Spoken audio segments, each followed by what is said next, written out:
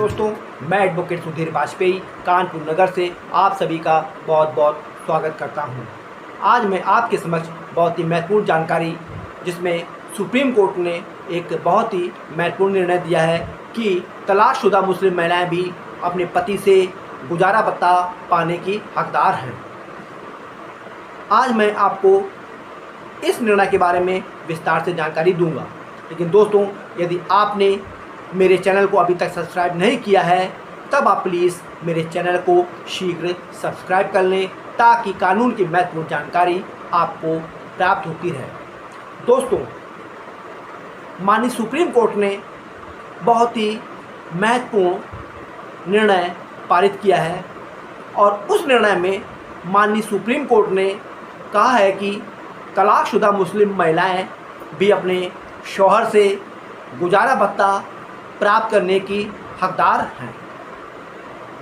अब मैं आपको माननीय सुप्रीम कोर्ट द्वारा पारित इस निर्णय के बारे में विस्तार से जानकारी दूंगा। माननीय सुप्रीम कोर्ट ने अपने इस अहम फैसले में कहा है कि मुस्लिम महिलाएं दंड प्रक्रिया संहिता की धारा 125 के तहत अपने पति से भरण पोषण भत्ता प्राप्त करने की हकदार हैं। न्यायमूर्ति बी नागरत्ना और न्यायमूर्ति ऑगस्टीन जॉर्ज मसी की पीठ ने इस दूरगामी असर वाले फैसले में व्यवस्था दी है कि धारा 125 के तहत तलाकशुदा महिलाएं भी अपने पति से गुजारा भत्ता प्राप्त करने की हकदार हैं।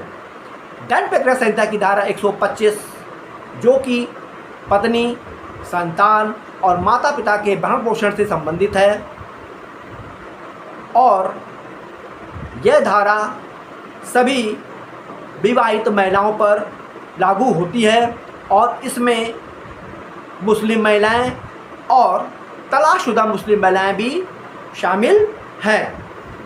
यह धारा गैर मुस्लिम तलाकशुदा महिलाओं पर भी लागू होती है।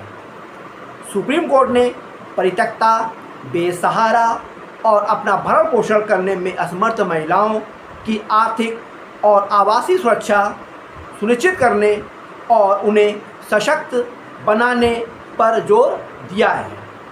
सुप्रीम कोर्ट ने कहा है कि गुजारा भत्ता खैरात नहीं, बल्कि महिलाओं का अधिकार है।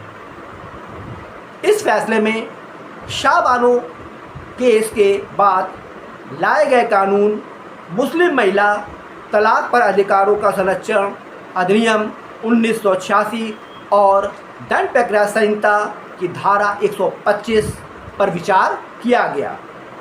कोर्ट ने माना कि मुस्लिम महिला तलाक पर अधिकारों का संरक्षण अधिनियम 1986 के कानून से दंड प्रक्रिया संहिता की धारा 125 में दिए गए अधिकार समाप्त नहीं होते हैं।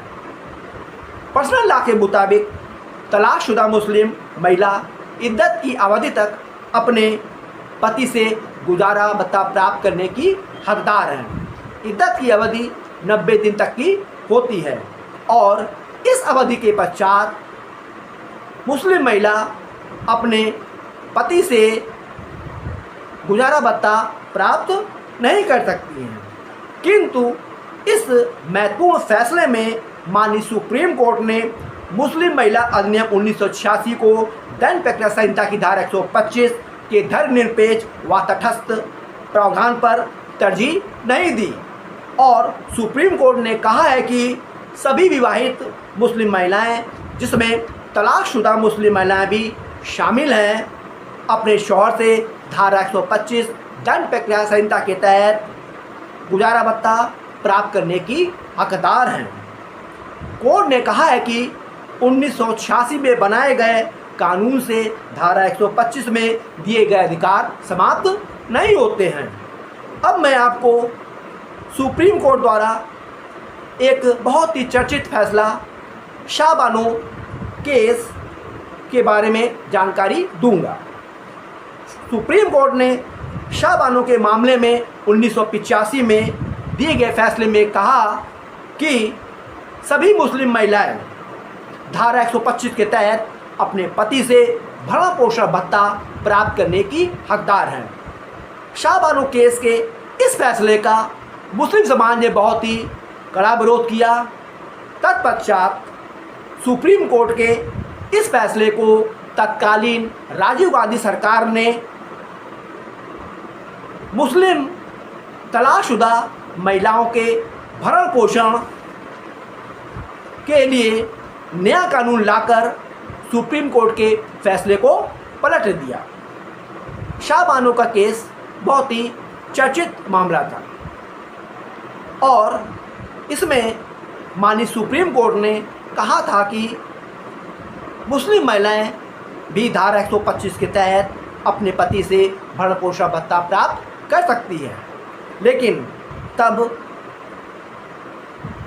तत्कालीन सरकार ने नए कानून को लाकर इस फैसले को पलट दिया था। अब मैं आपको माननीय सुप्रीम कोर्ट द्वारा इस महत्वपूर्ण निर्णय को जिस केस में पारित किया गया है उसमें क्या मामला था इसके बारे में आपको जानकारी दूंगा।